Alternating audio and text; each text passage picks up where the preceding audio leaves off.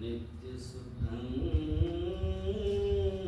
निराभासं निराकारं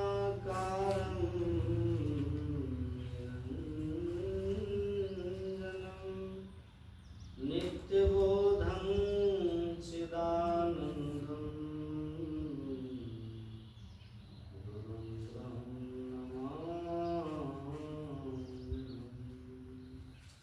भक्ति भक्त भगवंत गुरु चतुर्नाम वपु एक, इनके पद वंदन किए नासत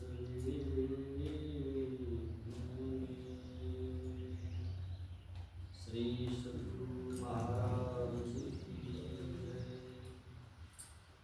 परमाराध्य संत सद्गुरु महर्षि योगी परमहंस महाराज के युगल पाद पर आप सभी सत्संग प्रेमी महानुभावों, आदरणीय श्री जयकांत बाबू, श्री श्रीकांत बाबू, और तो सब काम नाम नहीं जानते हैं, आप सबको मेरा प्रणाम। सबों को जय गुरु महाराज। आदरणीय मेरी पूज्य माता श्री सब पूर्व पुण्य प्रकट भये, सत्संग के बीच में आए पड़ी। सौभाग्य जगे जब संत मिले, वही शुभ दिन वही शुभ घड़ी।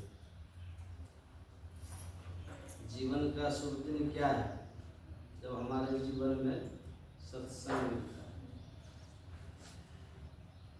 सत्संग में हमें कुछ करना नहीं। कितनी सुविधा दी है हमारे ऋषियों ने। कलयुग में पता था कि लोग बड़े आलसी हो जाएंगे, और वास्तव में आलसी है। कलिकाल में कितने आलसी होते जा रहे हैं। मंदा सुमंद मतयो मंद भाग्या युवत्यता, ये कलयुग के लक्षण लिखे हैं, लिखा है कलयुग का लक्षण। न कोई शारीरिक एक्टिविटीज रह जाएगी, न कोई मेहनत करने का किसी को मन करेगा। पड़े पड़े भोजन करते हैं और फिर पड़े रहते हैं। परिणाम इसका क्या होता है? शरीर हमारा बेडोल होने लग जाता है। पहले आज से 50-60 वर्ष पूर्व आप लोग जानते हो इतने जिम कहाँ होते थे? जरूरत ही नहीं, लोग मेहनती होते थे। अब दोनों जगह लोग पैसे बर्बाद कर रहे हैं, खाने में भी बर्बाद कर रहे हैं और जिम जा करके फिर वहां तो कर ही रहे। लोग बड़े आलसी होते जाएंगे कलयुग में। भजन करने को कह दो तो वो भी नहीं करेंगे। इसलिए हमारे ऋषियों ने हमारी स्थिति देखते हुए कहा कि भाई ये काम करो, सत्संग करो, इसमें तुम्हें कुछ करना नहीं, केवल अपने घर से आकर सत्संग में बैठ जाना है। बाकी सारा कार्य गुरु महाराज खुद कर दिए।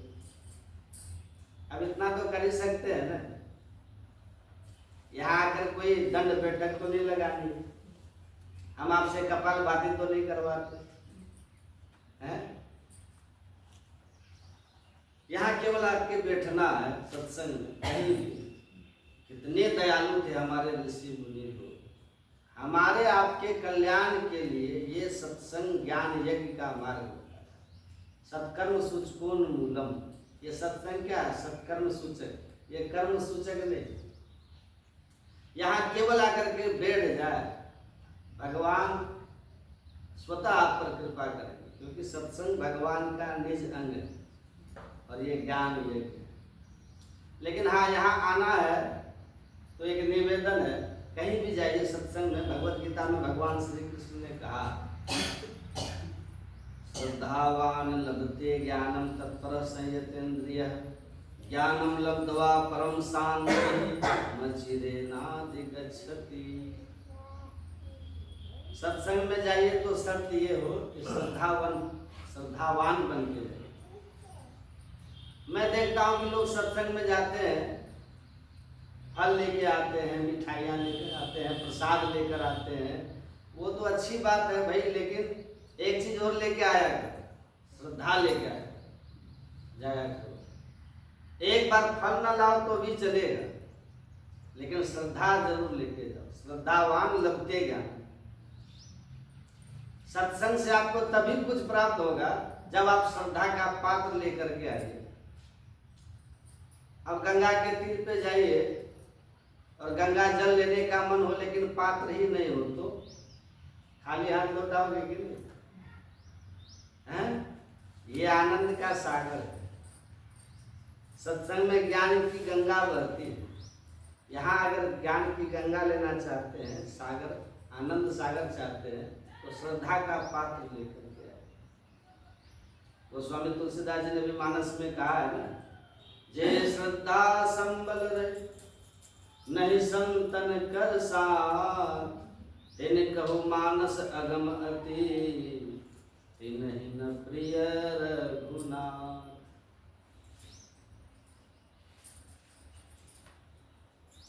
श्रद्धावान लभते ज्ञानम तत्पर संयते, इसलिए श्रद्धावान। हमारे कबीर साहब क्या कहते हैं?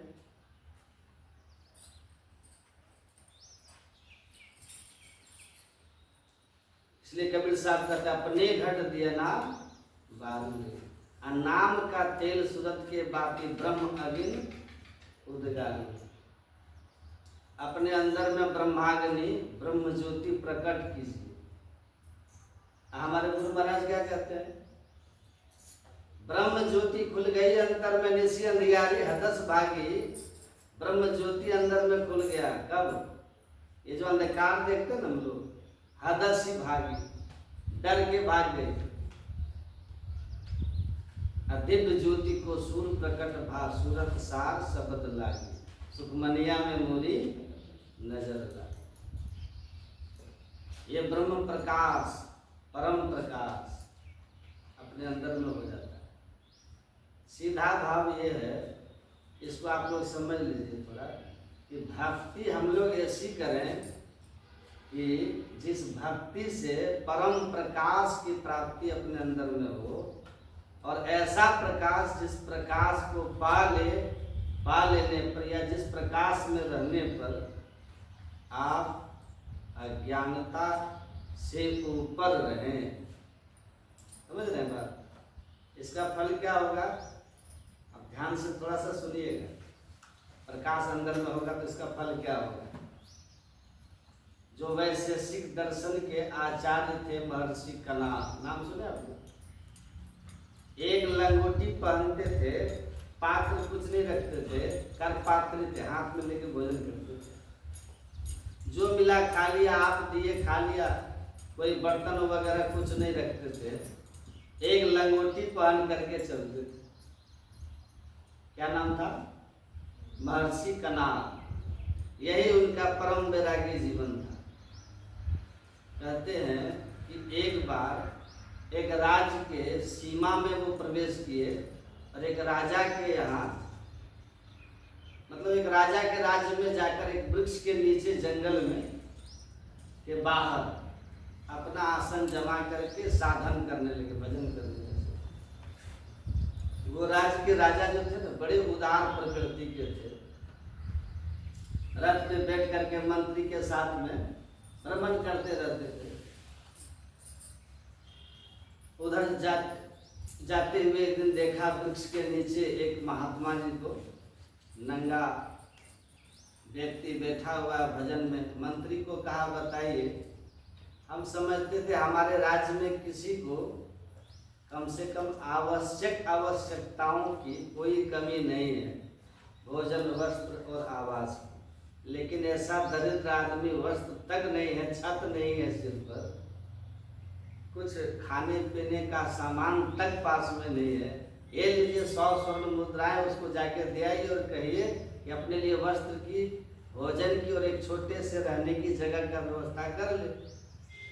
मंत्री उतर के गए और जाकर के उनके चरणों में रख करके निवेदन किया कि राजा, आपकी इस दरिद्रता पर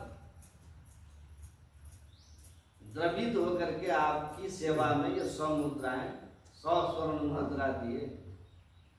कहा राजा है? कहा कि हाँ। कहा ऐसा करो कि राजा को जाके आप कहना किसी गरीब को दे दो।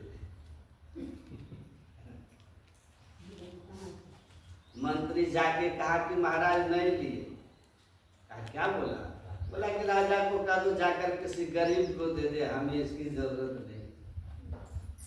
राजा स्वयं उतर के गए, क्या 500 स्वर्ण मुद्रा ले लो, 500 ले लो, 100 कम लगा होगा कि राजा होके 100 दे रहे हैं, तो 500 ले लो और चलो। तो रथ में स्वर्ण मुद्रा भर के चलते थे राजा लोग।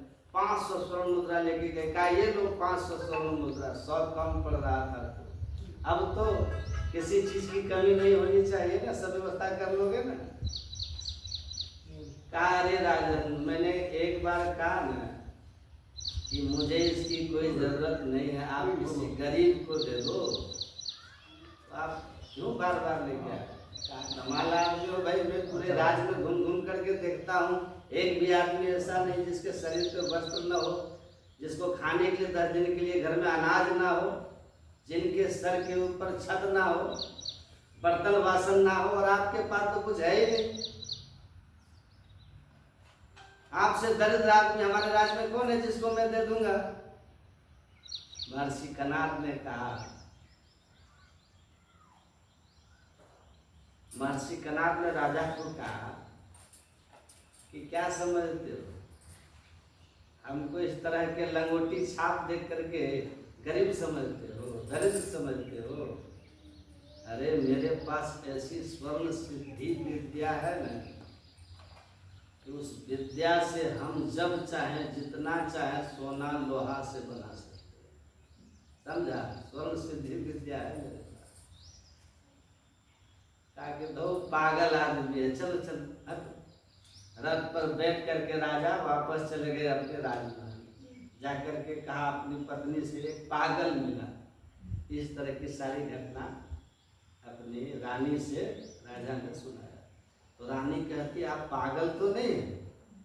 अरे मुझे पता है कि महाराज कनाद अपने राज्य की सीमा में, महर्षि कनाद, और बाहर बैठे हैं वृक्ष के नीचे, लोग दिन भर उनके दर्शन करने के लिए जाते हैं। आप रात में गए होंगे, शाम में गए होंगे, तो शाम में वो भजन ध्यान करते, किसी से मिलते होते नहीं, और आप उन्हीं को पागल कर रहे हैं। अरे वो महर्षि कनाद है।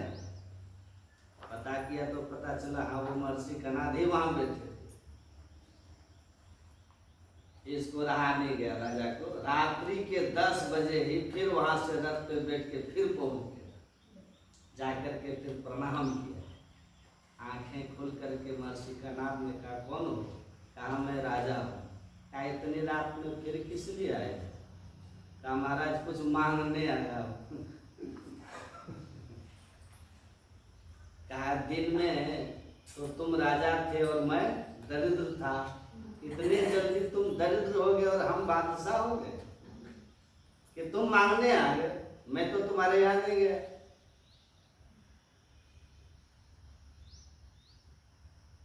कहा महाराज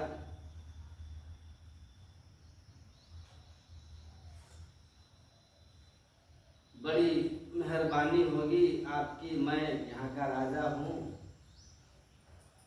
आप विरक्त सन्यासी हैं, आपको धन दौलत की तो कोई लिप्सा अभिप्सा चाहना मांग है नहीं, ना आपको जरूरत है।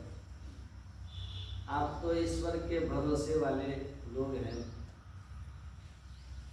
तो आपकी तो सारी व्यवस्था ईश्वर की होती है, ईश्वर करते हैं। हम राजा हैं, हमारे ऊपर संसारिक जिम्मेवारियां हैं, प्रजा का हित करना। तो प्रजा के हित की जिम्मेवारी हमारे ऊपर है। तो मैं चाहता हूं कि वो स्वर्ण सिद्धि विद्या जो आपने प्राप्त की है वह अगर मुझे दे दें, बता दें, तो मैं जितना इच्छा होगा सोना बना बना करके राज्य की जनता की सारी गरीबी दूर करूंगा, सबका जीवन सुखमय कल्याणमय बना। तो महर्षि कणाद ने कहा ठीक है राजन, तुम्हारे भाव अच्छे हैं, सोच अच्छी है, तो मैं तुमको स्वर्ण विधि विद्या बता दूंगा, लेकिन उस विद्या को सीखने की कुछ योग्यता है, उस योग्यता को आपको पहले ग्रहण करना होगा। कहा क्या योग्यता है महाराज? सुने आप लोग? कहा कि तुमको 6 महीने तक नियमित खान पान को पवित्र रख करके और मेरे पास आना होगा, और रात आपकी जो होगी वो हमारे सानिध्य में बीते। भोर होने पर आप अपने महल में जाएंगे, आराम करेंगे, और फिर दोपहर में अपने राज्य का काम संभाल करेंगे, लेकिन रात्रि के 10 बजे नियम से हमारे पास आना होगा और सुबह के 4 बजे तक मेरे पास रहना होगा यहाँ, और जैसा मैं कहूँगा वैसा करना होगा। तो राजा ने स्वीकार किया। सोना बनाने की विद्या के लिए तो आदमी पूरी रात रह जाए, नहीं, यहाँ तो 10 से 4 की बात। तैयार हो गए राजा, नियम से आने लगे। राजा को महर्षि कणाद ने अंतर साधना की विधि बता दी। सुनिएगा बहुत ध्यान से, और बैठ करके जब ध्यान वो करने लगे, राजा करते करते जब ध्यान, जब उनके चित्त वृत्ति का सिमटाव हो गया, महर्षि कणाद की कृपा से जब राजा को चित्त वृत्ति का सिमटाव हुआ, सिमटाव होते ही पूर्ण सिमटाव के साथ एक बिंदुता की प्राप्ति हो गई और अंतः प्रकाश, बोलिए श्री परम प्रकाश की प्राप्ति हो गई, अंतः प्रकाश में पहुंच गए राजा। महर्षि कणाद अपने योग बल से, गुरु महाराज कहते हैं ना कि जैसे एक विद्वान अपने विद्या से दूसरे को विद्वान बना देता है, एक बुद्धिमान अपनी बुद्धि द्वारा दूसरे को धीरे धीरे बुद्धिमान बना देता है, वैसे ही योग साधना में पारंगत संत अपने योग बल से अगर किसी शिष्य को योग्य बना दे तो इसमें कोई आश्चर्य की बात नहीं। तो महर्षि कणाद की कृपा हो गई और अंतः प्रकाश राजा को हो गया। उनके अंतः प्रकाश की स्थिति को देख करके महर्षि कणाद ने कहा कि अब तुम योग्य हो गए, अब आओ, तुमको मैं स्वर्ण सिद्धि विद्या बता देता हूं, जितना चाहो अब तुम सोना बना लेना, सोना बना लेना। क्या महाराज अब रहने दीजिए, महाराज अब रहने दीजिए, अब हमें समझ में आ गया है कि संत महात्माओं के पास कौन सी ऐसी स्वर्ण सिद्धि विद्या होती है जिस विद्या को प्राप्त कर लेने पर संसार में वह विद्या रहते हुए भी फिर किसी सांसारिक वस्तु की चाह नहीं रहता। मुझे अब सोना की कोई आवश्यकता नहीं है, जरूरत ही नहीं, मैं समझ गया। मोह दरिद्र निकट नहीं आवा, लोभ पाप नहीं ताहि बुझावा, प्रबल अविद्या तम मिट जाए, आ रहे सकल सलभ समुदाय। ये सब गुण हो जाता है, इस प्रकाश में ये गुण है। जिसके अंदर में प्रकाश हो जाता है ना, तो मोह दरिद्र निकट नहीं आवा, उनके अंदर अज्ञानता रूप में दरिद्रता चली जाएगी।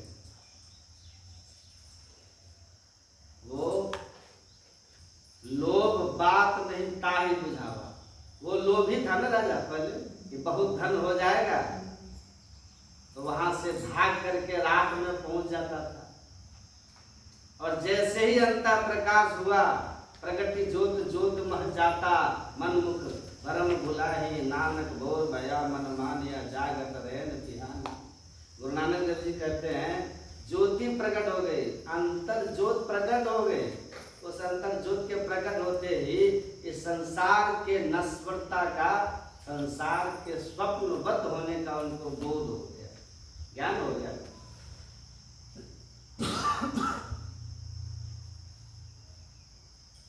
कि संसार नश्वर है, संसार स्वप्नवत है, ये ज्ञान हो गया, ये ज्ञान हो गया रहेगा।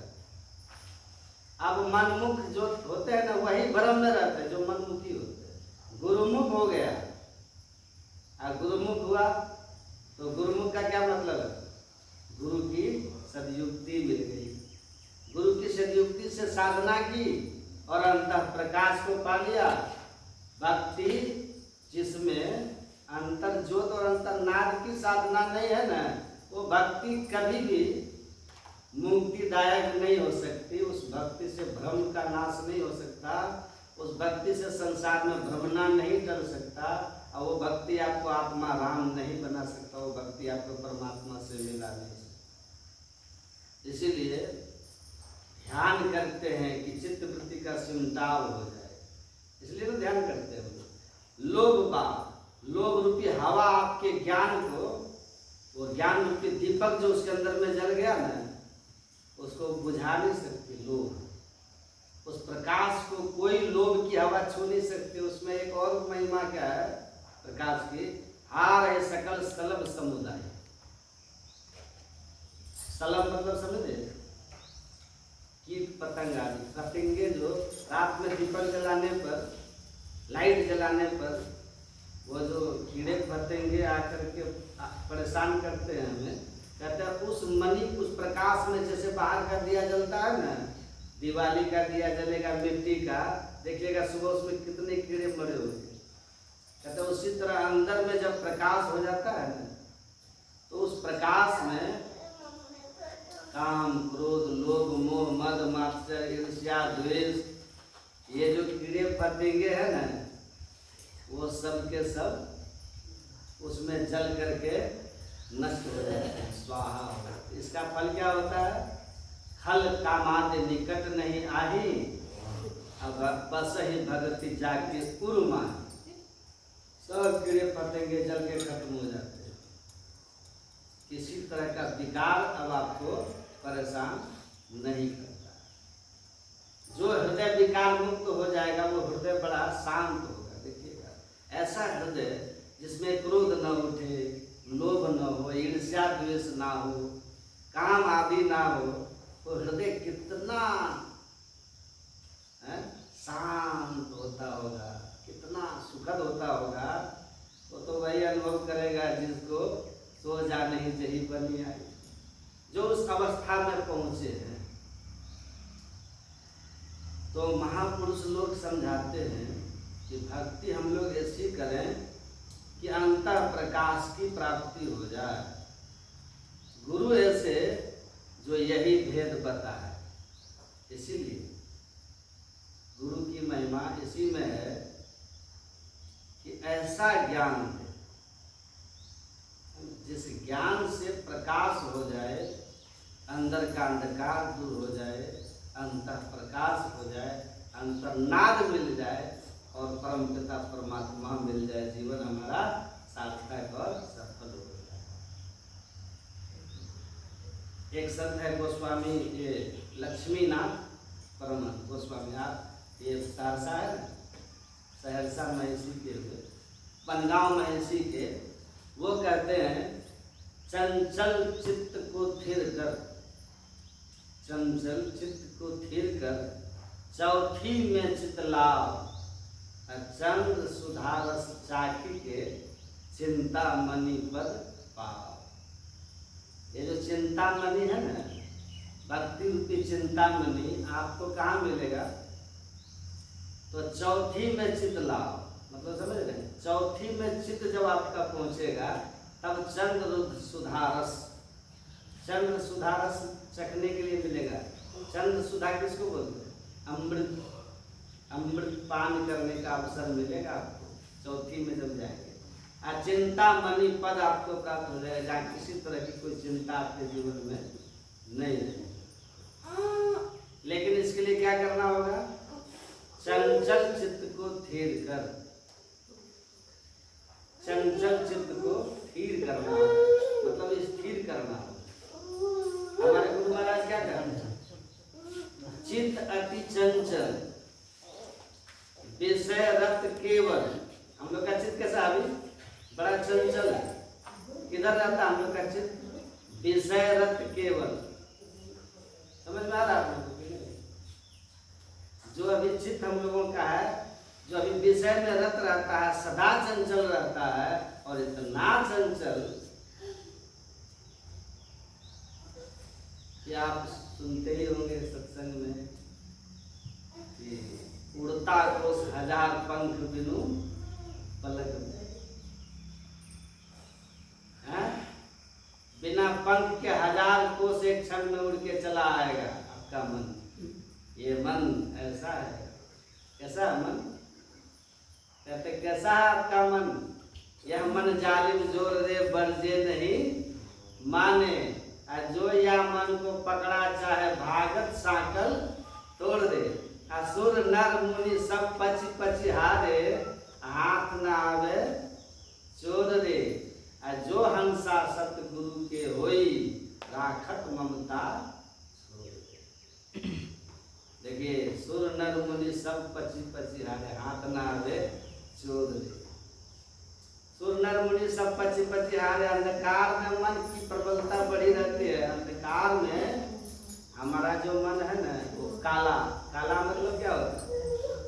पाप कर्मों की ओर भागने वाला, विषय की ओर भागने वाला, निर्विषय की ओर नहीं जाता। राजसी है, तामसी है ना मन, सात्विक नहीं। इसकी प्रबलता रहती है अंधकार में। तो अंधकार में रहिएगा तो मनुष्य की बात कौन कहे? सुर नर मुनि सब पची पची हारे, हाथ ना आवे चोर। लेकिन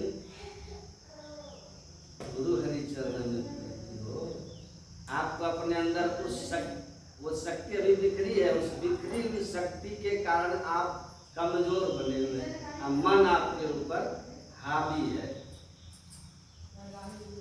न चाहते हुए भी आपसे पाप वो मन आपसे करवा देगा, बलात् करवा देगा, बलात्। तो क्या करिए? तो उधर चलिए जिधर मन कमजोर हो, आप ताकतवर हो जाए।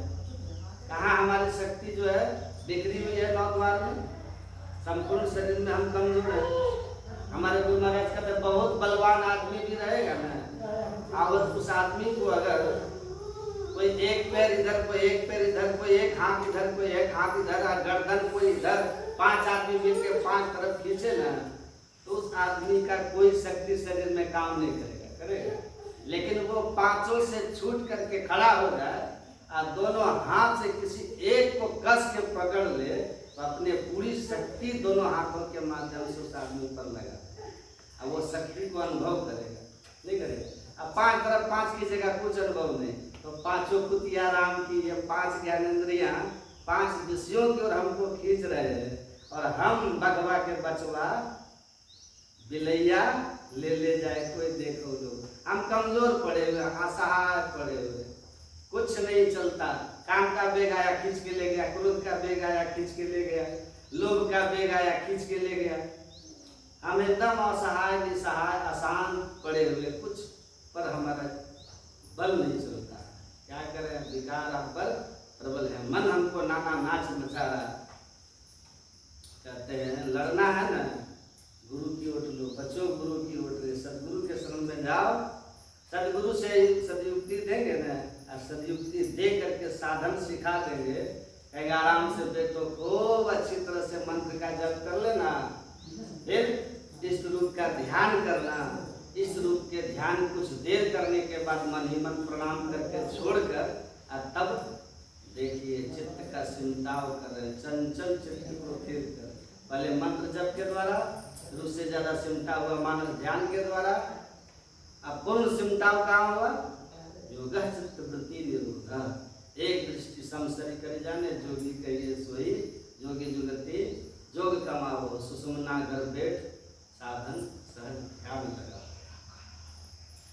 जब दृष्टि की युगल धारों को दृष्टि योग करते हुए एक बिंदु पर आप केंद्रित कर देंगे, यानी दोनों दृष्टि की धारें अगर आपस में सट कर एक बिंदुता को जब प्राप्त कर लेगी तो संपूर्ण शरीर से फैली बिखरी चेतन की धार सिमट कर 10वें द्वार में केंद्रीभूत हो जाएगी।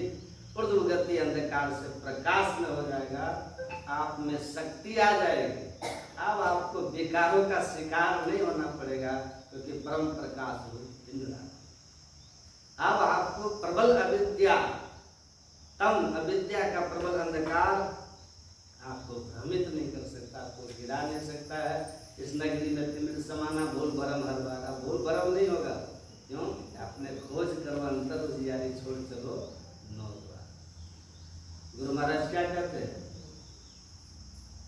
खोज करो अंतर उजियारी, दृष्टिवान कोई देखा है, गुरु सतगुरु का चरण सेव कर भक्त भेद पा लेता है। दृष्टिवान हो जाइएगा, दृष्टिवान, दिव्य दृष्टि खुल जाएगी, अंधकार अदस भागी, प्रकाश मंडल में चले गए आप। गुरु महाराज कहते हैं प्रकाश मंडल में जाकर के साधक बढ़ता हुआ जब अपने अंदर के त्रिकुटी में पूर्ण सूर्य का दर्शन करता है, वो पूर्ण सूर्य का दर्शन जिसको छठी भक्ति में भगवान राम ने नवधा भक्ति करने के क्रम में कहा, वही प्रकाश वास्तव में परम प्रकाश है, जिसमें प्रबल अविद्या मिट जाही हारे सकल सुलभ समुदाय। वो जब प्राप्त होगा तब आपके अंदर से विकार गए। कहते ना, जब ते राम प्रताप का गेसा उदित भयवती प्रबल दिनेशा, पूरी प्रकाश रहो तिलोका, बहुतन सुख बहुतन मनसो का जने सुख दे कहूँ बखानी, प्रथम अविद्या निशा नशानी। प्रबल अविद्या तम मिट जाए, सब खत्म, काम क्रोध लोभ सब समाप्त। कोई तरह का विकार की प्रबलता पर हावी नहीं हो सकती, उसको पाइए। इसीलिए कहा चंचल चित्त को फिर कर चौथी में चित्त लाओ। चौथी में चित्त लाने के लिए मतलब 3 अवस्था, जागृत स्वप्न सुसुप्ति, और चौथी अवस्था कहते हैं तुरीय अवस्था को। तुरीय में अपने आप को ले जाइए। 3 अवस्था भजो भजो भगवन, मन क्रम वचन गोचर व्यापक व्याप अनंत। 3 अवस्थाओं से ऊपर उठने के लिए, ये चौथी अवस्था में जाने के लिए दृष्टि योग की साधना कीजिए। और दृष्टि योग की साधना में चंचल चित्त पूर्ण स्थिर हो जाएगा, और चौथी अवस्था तुरीय अवस्था प्रकाश मंडल में आप पहुंच जाइएगा। प्रकाश मंडल में पहुंच के प्रकाश मंडल का केंद्र त्रिकुटी है, वहाँ पूर्ण सूर्य का दर्शन होगा। इसी में गुरु महाराज हमारे कहते हैं कि उस अवस्था में जाने के बाद अब आपको कोई विकार नहीं सताएगा, आप शक्तिशाली हो जाएंगे, मन की प्रबलता आपके सामने कमजोर हो जाएगी। तो बिंदु की प्राप्ति से पिंड से ब्रह्मांड में चले गए, आपकी सारी शक्ति आपके अंदर जग गई, शक्ति एकाग्रित हो गया, प्रकाश की प्राप्ति हो गई। तो आप में कितनी शक्ति आ जाती है? प्रकाश मंडल में पहुंचा हुआ साधक अष्ट सिद्धि नौ निधि के दाता हो जाते हैं, स्वयं देवता के स्वरूप हो जाते हैं। अब मन कब मरता है? मन मरता है सम के साधन से, मतलब मन किम समह किम इंद्रिय मनोनिग्रह, मन के निग्रह से। शब्द साधना करेंगे ना, शब्द को परखे, मन निग्रह किससे होगा? गुरु महाराज कहते हैं सम के साधन से समता आती है। समता कब आएगी? जब तक मनोलय नहीं होगा तब तक समता नहीं आएगी। मन मर जाई है डूबी के हो मानिक पर के सोई, तो क्या होगा?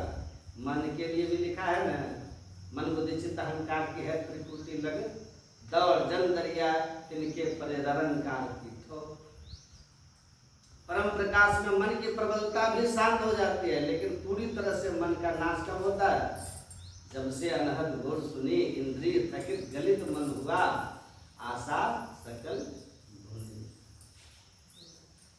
जैसे ही सूरत शब्द में संलग्न हो जाएगी आपकी कि मनोलय हो जाएगा।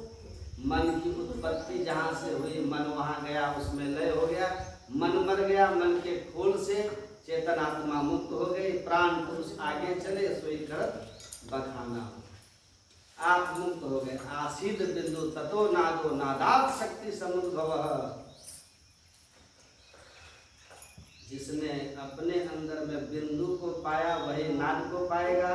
नाद को पाने वाला उस शक्ति को पाया जिससे उसने वो सार शब्द को ग्रहण किया और क्या हो गया, लोहा से सोना हो गया।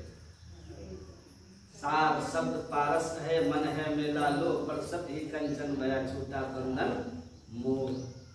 जिस उपासना से फैली हुई चित्त वृत्तियां या फैली हुई चेतन की धारों के कारण हम जो कमजोर पड़े हुए हैं, उस फैली हुई चेतन की धार को समेट करके 10वें द्वार में अंधकार से प्रकाश में पहुंचा देना, अब आपको कोई पाप छू नहीं सकता है। प्रबल अविद्या तब मिट जाए, हारे सकल सुलभ समुदाय, सब खत्म हो जाए। तो भजन करते चलिए, भजन करते रहिए, बहुत अच्छे से साधना करते रहिए, तो ये सब लाभ आपको हो जाएगा। हम चाहते हैं सब ध्यान कीजिए, ब्रह्म मुहूर्त में सब जग जग करके ध्यान कीजिए, दिन में स्नान के बाद ध्यान कीजिए, फिर शाम में ध्यान कीजिए। लाख काम वो छोड़ के बैठे ध्यान पर, चाहे ध्यान बने कि नहीं बने, लेकिन रूटीन बना लीजिए। जैसे आपके भोजन का रूटीन होता है, वैसे भजन का रूटीन बना लीजिए। जीना है, भजन करते चले जाना, बस जाना तो है। फिर देखिए कैसे चमत्कार होने लग जाता है। और हमारे जो श्रीकांत बाबू हैं, जयकांत बाबू हैं, आप लोग सब हैं, सब दीक्षित सत्संगी हैं।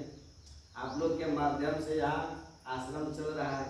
हम तो कहते हैं हर साल यहाँ पे ध्यानाभ्यास सत्संग महात्मा जिनका भी समय मिले, ये नहीं कि जरूरी नहीं कि एक ही बाबा, कोई संत मत के जो महात्मा आपको मिल जाए सत्संग कराइए, कराते रहिए, प्रचार प्रसार। इससे आप लोग बच्चों का भी संस्कार होगा, क्षेत्र भी जगेगा। आप सबके लिए मेरी शुभकामना है। परिनिर्वाण दिवस है, शिवा का परिनिर्वाण दिवस है, तो अब तो समय नहीं उतना, तो मैं कुछ हुजूर श्री के चरणों में अपनी वाणी का पुष्पांजलि करता हूँ, उनके चरणों में प्रणाम करता हूँ। बोलिए प्रेम से।